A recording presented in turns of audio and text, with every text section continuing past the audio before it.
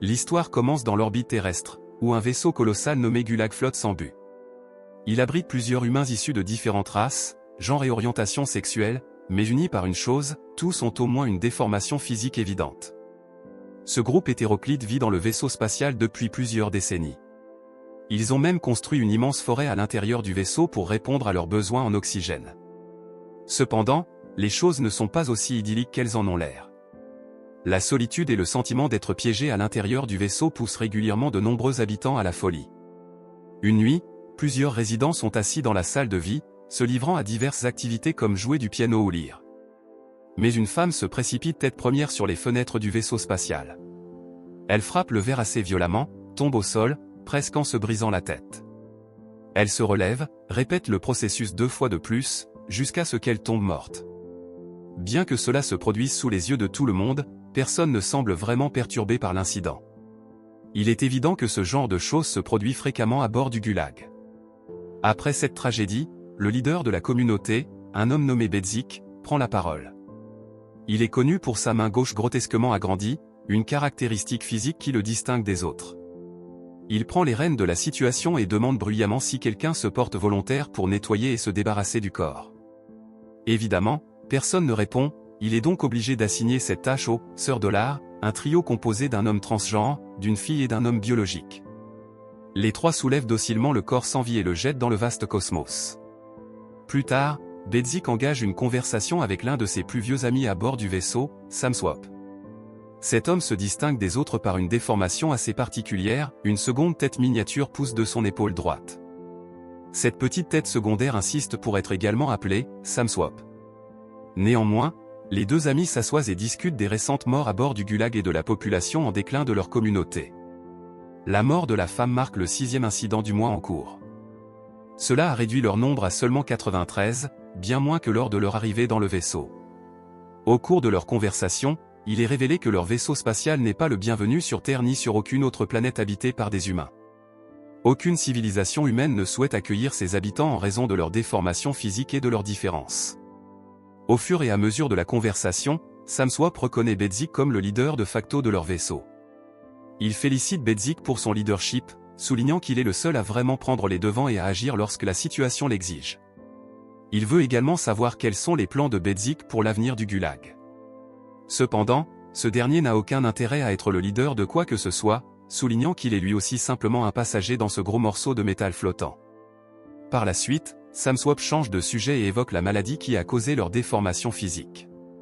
Il est révélé que cette maladie est appelée « sang caca » par les gens sur Terre. Samswap commence à retracer l'histoire de la maladie mais se laisse sans cesse distraire par des sujets secondaires. Bedzik, qui connaît bien l'habitude de son ami à radoter sans fin, se lève et s'excuse. Quelques instants après s'être éloigné d'une conversation ennuyeuse, il tombe dans une autre. Les Sœurs Dollars l'entourent rapidement et entament une conversation ennuyante.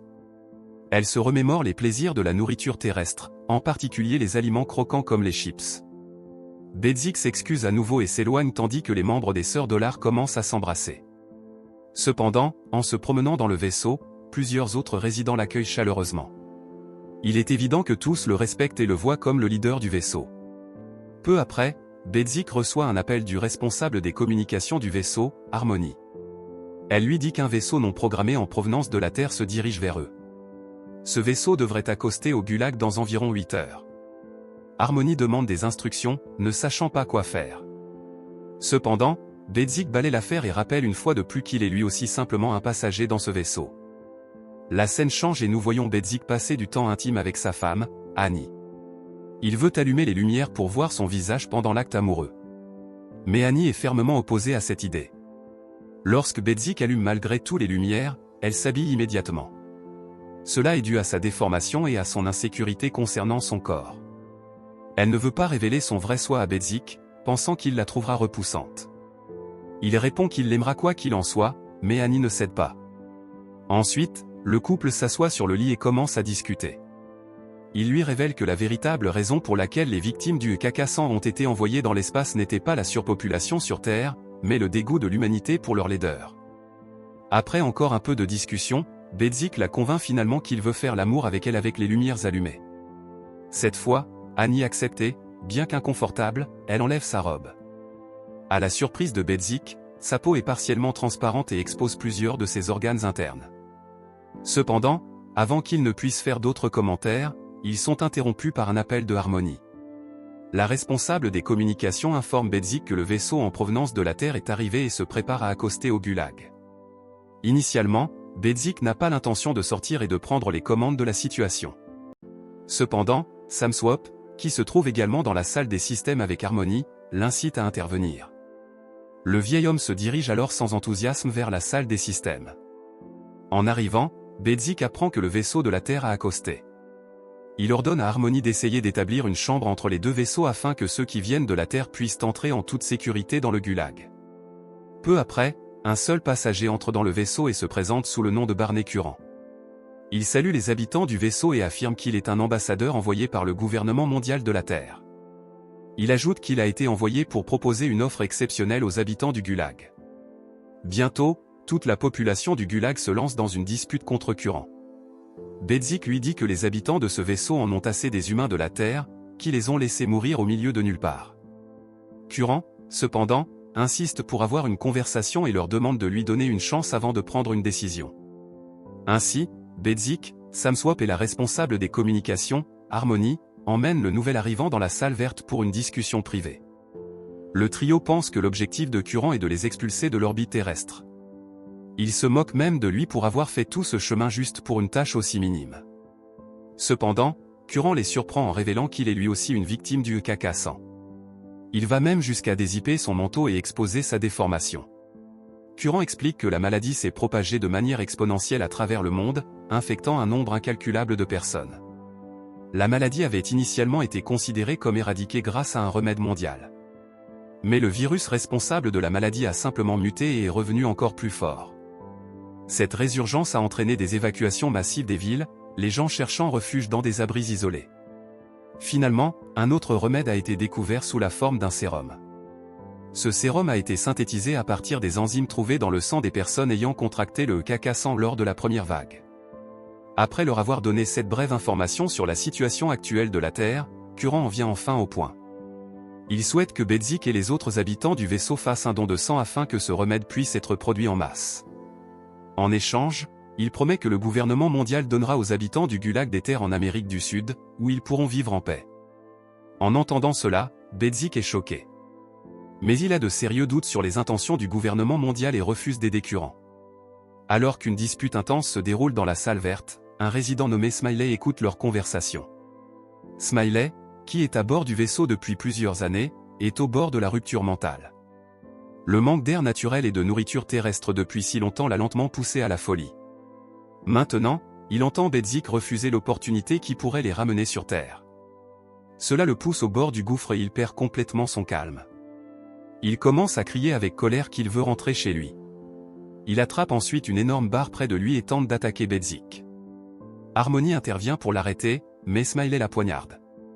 Elle est si violemment transpercée que son corps sans vie est cloué au mur. Après cet incident tragique, Bedzik déclare qu'il va réfléchir à l'offre et que leur discussion prend fin pour le moment.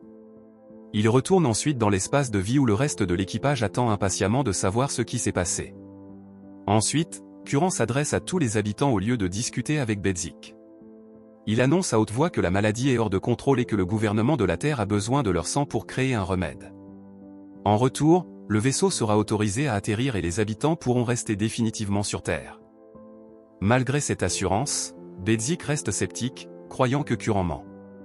Il déclare même que si les habitants du Gulag refusent l'offre, les soldats de la Terre extrairont leur sang de force. Cependant, peut-être pour la première fois de sa vie, Bedzik ne reçoit pas le soutien des habitants du Gulag. Même Samswap, qui n'a jamais été en désaccord avec son ami, est plus enclin à croire Curran. Bedzik ne revient pas sur sa position, ce qui mène à une dispute avec Samswap. Il se tourne vers Annie et lui demande ce qu'elle pense de toute cette affaire. À la grande surprise de Bedzik, elle est aussi en faveur de participer au programme du sérum. Cela laisse Bedzik seul dans ses convictions et, dans un accès de rage, il attaque physiquement Curran. Samswap intervient pour l'arrêter, mais finit accidentellement par tuer son ami le plus proche dans le processus. Cela laisse Annie dévastée, qui se met à genoux pour embrasser son mari décédé.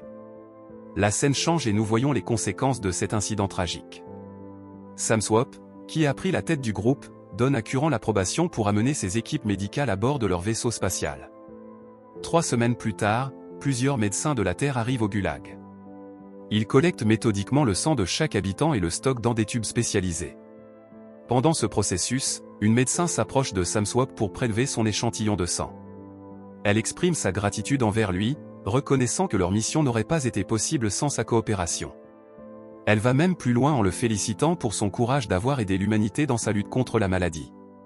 Samswap, qui a toujours été un homme fier, est heureux d'entendre de telles paroles. Finalement, les médecins parviennent à collecter suffisamment d'échantillons de sang de tous les habitants du vaisseau pour atteindre leur quota. Samswap est vu débordant d'enthousiasme, mais il y a une tension notable entre lui et Annie. Cette nuit-là, Sam a une conversation émotive avec l'une des résidentes. Il exprime sa grande tristesse pour la mort de Bedzik et dit que ce n'était jamais son intention de lui faire du mal. Mais elle le console, lui faisant remarquer qu'il a fait ce qui était nécessaire dans les circonstances. Elle lui rappelle également le prochain mariage des sœurs Dollar, une lueur de joie dans leur réalité sombre. Peu après, nous voyons le trio qui est sur le point de se marier. Ils se parent de fleurs du vaisseau et semblent excités par leur mariage et la perspective de revenir sur Terre. Samswap officie le mariage, qui est le premier à avoir lieu sur le Gulag. L'atmosphère est remplie de joie et d'espoir alors qu'ils prononcent les trois en tant que mari et femme.